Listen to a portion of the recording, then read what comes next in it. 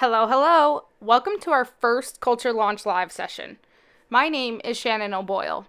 I'm a brand and growth strategist at Culture IQ. Now, I'm no subject matter expert on culture, but I certainly know what it's like to be a part of a great one.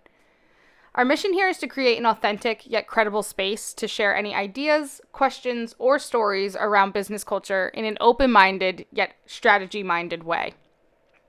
I'll be here every Friday with Culture IQ content manager Kathy Jones to offer up some consistency to your week. We're going to review what went down this week in culture, speak with thought leaders, and answer any questions on how you can reach both your goals and your organization's goals. Let's start with some full disclosure and some guidance. This webinar is being recorded and will be used for other purposes, so please keep that in mind when we are in an open discussion. We encourage you to jump in with questions and comments at any time in our chat feature. All right, with that said, let's throw it over to Kathy Jones, our content manager, who's going to dish up the latest in culture news. Take it away, Kathy.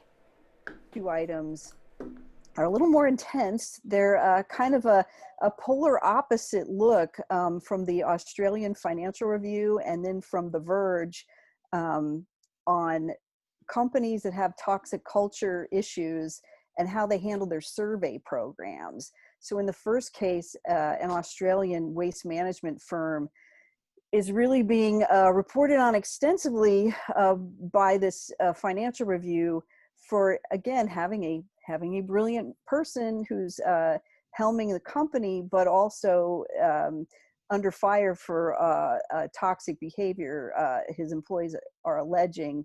And what his company decided to do, apparently, they had a survey program in 2018, and his firm simply decided to, because of the results, stop surveying. So they got negative results. There's a lot of things that came to light, and so the company said basically no more surveys, which is a very kind of an extreme look at what to do when you're faced with this kind of a problem. One of the lines from the report said that a former employee said the CEO during a town hall meeting once banned poor survey results because he blamed them on the, quote, attitude of employees. So that's a tale of one company. The other company is a video game company in France who has 14,000 employees, and they also had come under fire for incidents of harassment and sexism that were reported in the company. So they conducted an employee survey and of their 14,000 employees, and instead of making the results just internal, the CEO shared them with the media. And he shared the fact that 25% of the employees had either seen or experienced workplace misconduct in the past 2 years, and 20% said they didn't feel fully respected. But rather than hide those results, he completely put them out there along with a letter describing what they were going to do to try to make things better. So that was sort of a very interesting and I think relatively novel look at what happens with what can happen with an employee survey. The last piece, Talk about a spectrum there. yeah, In it's response like to employee feedback. they're very extreme views, but it's sort of food for thought about what your company, how your company feels about its surveying protocols and confidentiality, and what might be accomplished by either kind of keeping things close to your under wraps, or by releasing them. The last piece we did was a piece very recently in the New York Times about diversity and inclusion, and it talked about the sense of pressure that people of color in organizations are feeling when their leaders come to them and say, hey, we're going to do a diversity and inclusion review. We want you to lead it. Even though the employees may not have any experience leading diversity initiatives or any desire to take on that role. And it just sort of talks about how this is kind of an awkward move and maybe counterproductive, and really sort of takes into account the feelings of the employees of color who, are the beneficiaries of this. At least, admittedly, it's a good thing that these companies are exploring diversity initiatives, but it places an added burden on them. It's a really interesting piece in the Times this week. I encourage everybody to Google it and go to Culture Scout for links to all of these. So thanks, Kathy. with that, back to Shannon. That last point was, a great point to make. I feel like with all the D&I that's going on due to social unrest and things like that, I feel like I did see that more and more, and it's a good, refreshing perspective from the Times on that one. Also, on your first bullet, the brilliant jerks concept, I feel that I know every single one of us on this call immediately went to one particular person. So Only one? Good point, Scott. I think Kathy's first point too reminds me of the a quote that said about the idea of you did a survey and you didn't like the results, so you stopped surveying. There's a quote I once read about the evils of alcohol, and so I gave up reading. Perfect. Exactly. Same concept. Indeed, Exactly. indeed. Awesome. So that was a great culture in the news piece. Thank you, Kathy. Thank you. Scott, do you want to tell us a little bit about yourself? Sure. My name is Scott Young. I'm a managing director here at Culture IQ. But by way of background, I'm originally from Wisconsin, work here in our, well, I shouldn't say here, I haven't been there in a while, to our Schaumburg office in the northwest suburbs of Chicago. And my background is in industrial and organizational psychology. I've been consulting in the area of organizational culture, climate, engagement, a little bit of leader effectiveness and employee selection assessment, but mostly culture and climate for just over 20 years.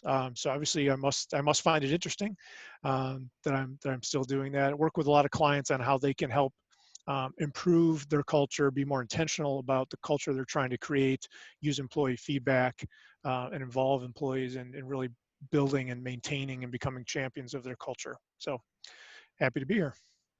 Brilliant. Thanks for joining us. So one thing I've noticed in talking to clients and prospects and just people in the industry, everyone seems to have a different definition of culture. So I think one thing we want to try and do in these sessions is, just so we're all on the same page, Scott, how do you define culture before we jump into all our topic today? Sure. So I guess I'm gonna answer that somewhat formally, and then I'm gonna answer it informally, because we do have a definition that we use at Culture IQ for culture that is somewhere between overly simplistic and overly academic. So we define it as the set of behavioral norms and unwritten rules that shape the organizational environment and how individuals interact and get work done in that environment. And the part that I think that I gravitate toward a lot is the unwritten rules concept, which is, I think, a term that people are familiar with in a number of contexts. But I really think about if you want to make a comparison between individuals and organizations, culture is kind of like the personality, what to an organization like personality is to a person.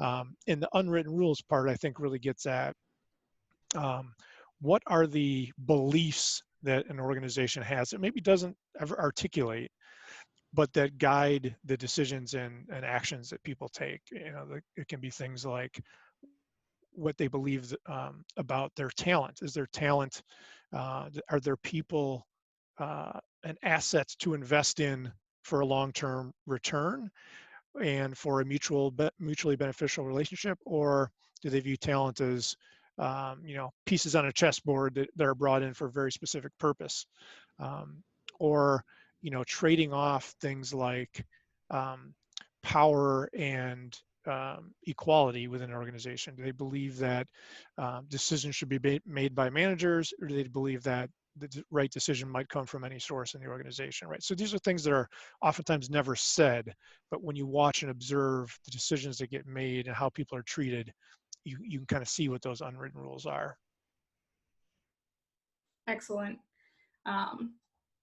Everyone here today, if you want, feel free to disclose how you guys define culture, if it's any different or similar.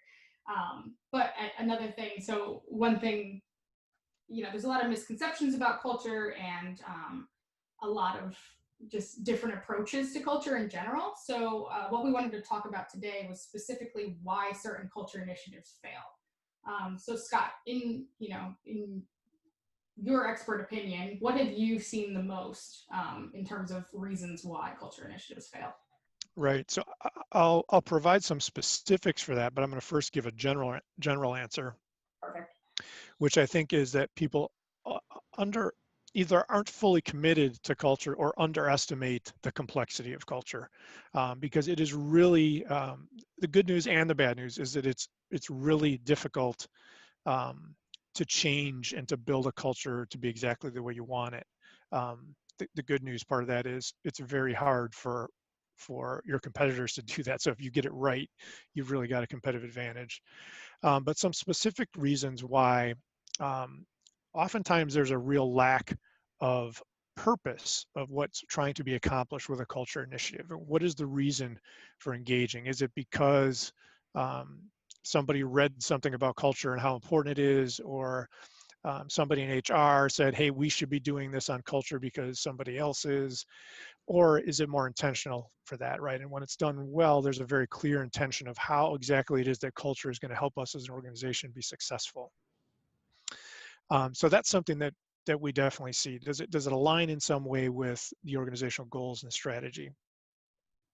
Sometimes the focus is very much on a much more generic, we want to have a good culture here, without really defining what that is, right? So when there's a failure, sometimes it's that lack of clear direction, and real intentionality about what should the culture here look like specifically here. Not that there's this universal recipe for a good culture in any organization, but given how we're trying to be successful as a business, what culture do we need in order to be successful in this organization? A lot of times that lack of direction comes from really broad input and kind of an inclusive way of going about defining and measuring and acting on culture. You see this sometimes with some people equate culture to company values, right? Most companies have a value statement that they have up, their conference rooms and on their website. And oftentimes, on the surface, your reaction to those values will be they sound just like the company down the street's values. They can become very generic and similar across companies. And then when you read the definitions, you think, oh my gosh, they've defined their values as all desirable behavior. You read through them and it's covering everything. And I think the thing about culture is you really need to prioritize what's most critical, right? There's a lot of aspects of culture that sound good, but there's probably a few that are especially critical to make your organization successful based on what the strategy of the company is, right? Um, a couple of other things. Sometimes um, there's a real lack of precision in assessing um, root cause of obstacles to a good culture or to the culture you want to build.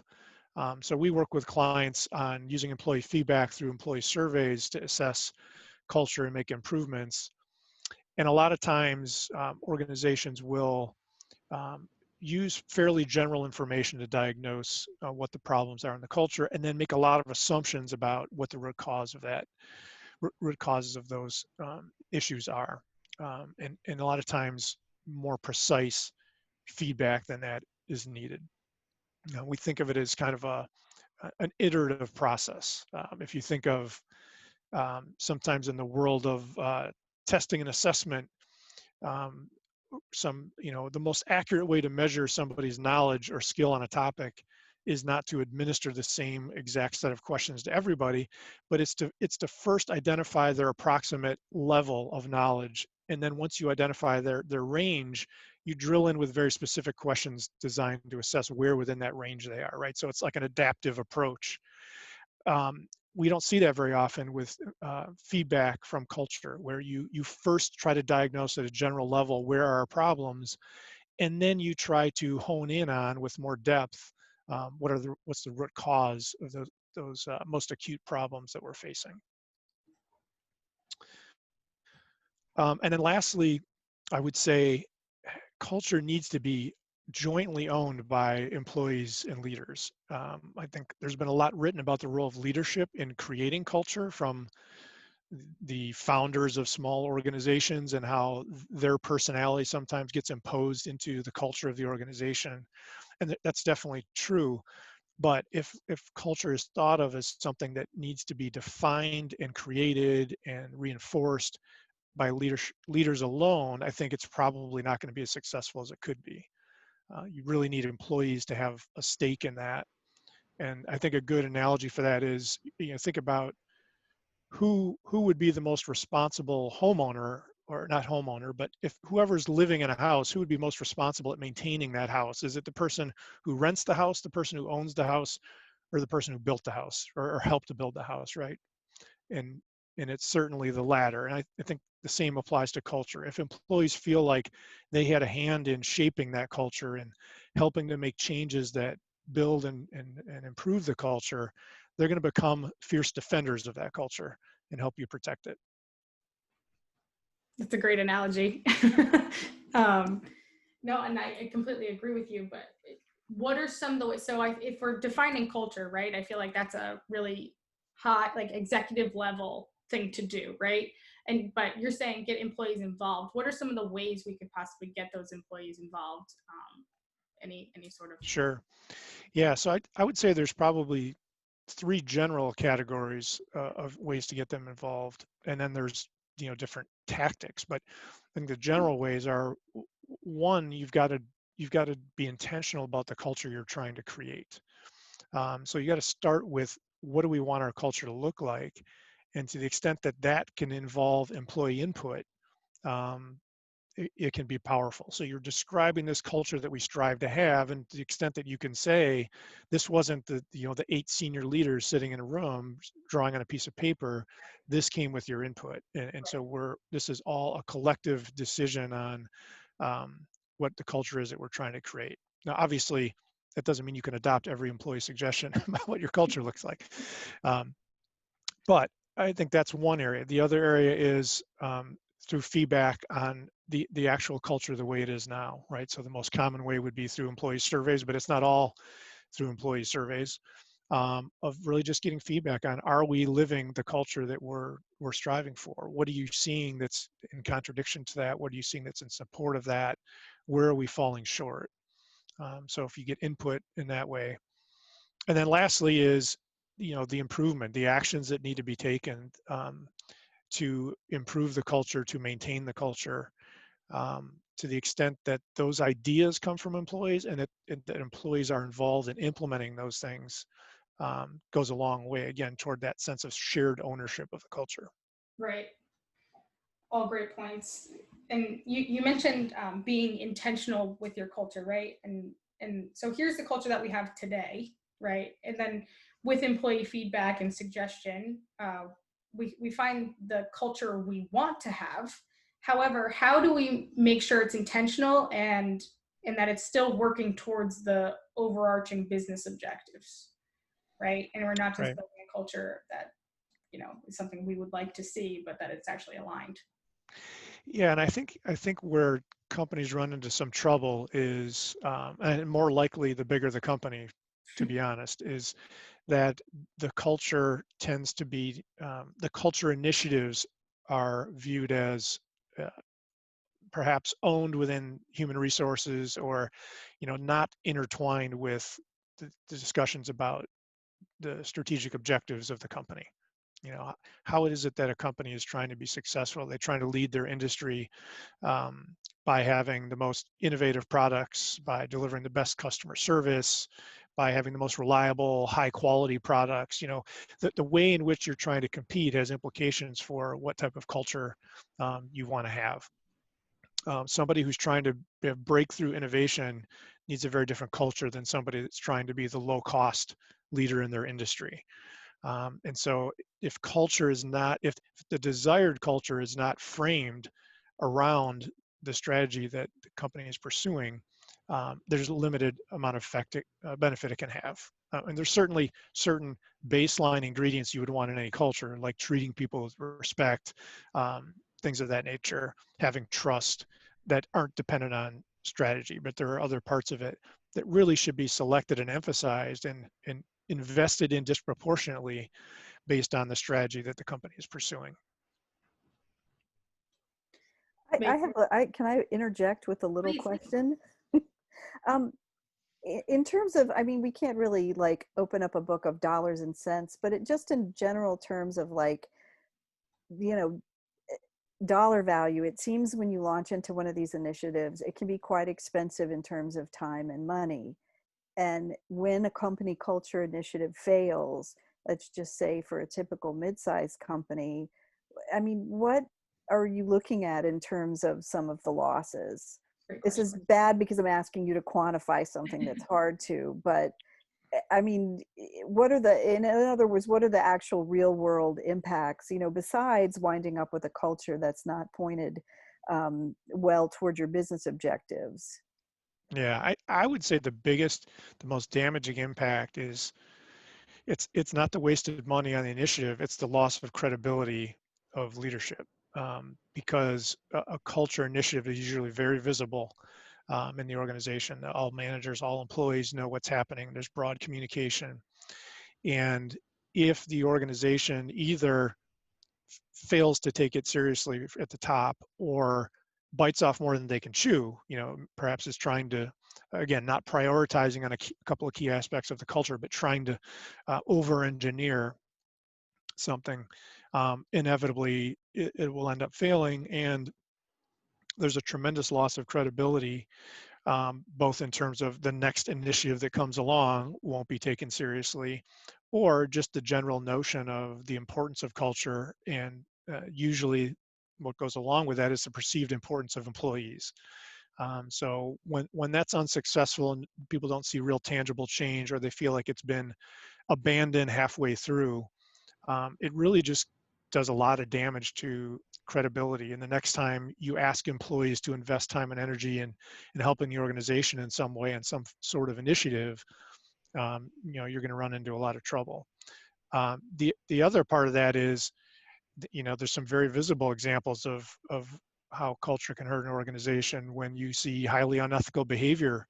You know, if an organization fails to appropriately create a culture that prioritizes integrity and ethics above, you know, short-term financial results, you know, you could end up on the front page for all the wrong reasons, both in terms of unethical behavior towards customers, um, towards employees, and now these days, when those things happen, the whole world knows about it, and you are much more in a fishbowl than you've ever been before, if especially if you're a big company. And so it's more important than ever to be, you know, managing very intentionally your culture, because your failures will become, you know, known widely. Great. Yeah, absolutely. Thank you. It's a great question, Kathy. Does anyone in the chat have any questions? If not, we can open it. Questions around why culture initiatives fail, or even questions about culture in general, or anything like that. Well, we got Scott here. Now's the time. I know a couple questions that came through were around engagement, right? So maybe Scott, could you tell us a little bit about how you perceive the relationship between engagement and culture? How different are they, and, you know, how do they work? Sure. I think here's one similarity between them. They both suffer from a lack of precise definition. Right. We've talked with a lot of companies about engagement, and oftentimes the more you talk to them, you realize that really by engagement, they just mean morale in general. They mean all of the things that you might ask an employee about in an employee survey, or that might impact the employee experience. So I think for starters, it's really important to be clear about what you're talking about when you mean engagement or culture. We think of engagement, you know, we really emphasize culture more so than engagement, and in large part because we feel like engagement is an outcome of culture. That if you define a culture in a compelling way that involves employee input, and that helps your organization be successful and helps employees be successful, inevitably that's going to lead to engagement. As opposed to if you really focus on engagement first, we think of that as less likely as opposed to culture to jointly help the organization and employees. One of the things that we've seen is there's nothing more engaging to employees than being involved in solving the organization's challenges, right? So and that includes building the culture that you want to have.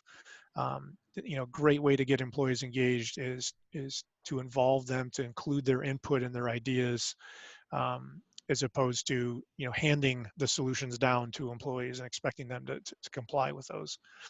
But also, when a lot of times when this comes to the context of employee surveys and collecting feedback, what we tend to see is when there's a real primary focus on engagement, the results inevitably lead you to trying to address topics that are tied to HR programs. So, and that's usually because when you're focused on engagement, you're looking at the predictors and the drivers of engagement, which tend to be things like career development opportunities, compensation, work-life balance. Those are all important things, but inevitably a leader gets the results, looks at those results, and then looks at their HR business partner to fix them, because those are topics that tend to be owned by HR. Whereas when the focus is really on the culture, the results tend to point toward things that leaders feel more control over, like creating an environment where people feel safe to voice their concerns and share their new ideas, things of that nature. So that's one difference that we see in the outcome of these things, is that culture is something that leaders tend to feel naturally more ownership of than engagement. Awesome. All right, again, anyone in the chat, any final questions? All right, we can wrap it up, but I appreciate you guys sticking with us today for our first session of our Culture Live launch. Scott, thank you so much for your time. We really appreciate it. If you guys stick with us, we'll be here every Friday at noon Central, 1 Eastern. So please, continue to show up, bring some friends, bring some questions. And if you ever want to get in touch with us, feel free to reach out to us on LinkedIn or at hello@cultureiq.com. Yeah, I think that's about it. Anybody else with some final thoughts? I'm just going to throw a couple of links in the chat. Brilliant. For folks who may be interested in looking at some of the things that Scott talked about. They're just 3 of them. So not painful. I will not pepper you with incessant. Not required. No, not required reading. But yeah, please join us every Friday. We're going to have a similar format, and we'll be with you. Yep. All right. Thanks a lot. All right. Thanks a lot, guys. Have a great Thank weekend. you. Take care. Cheers.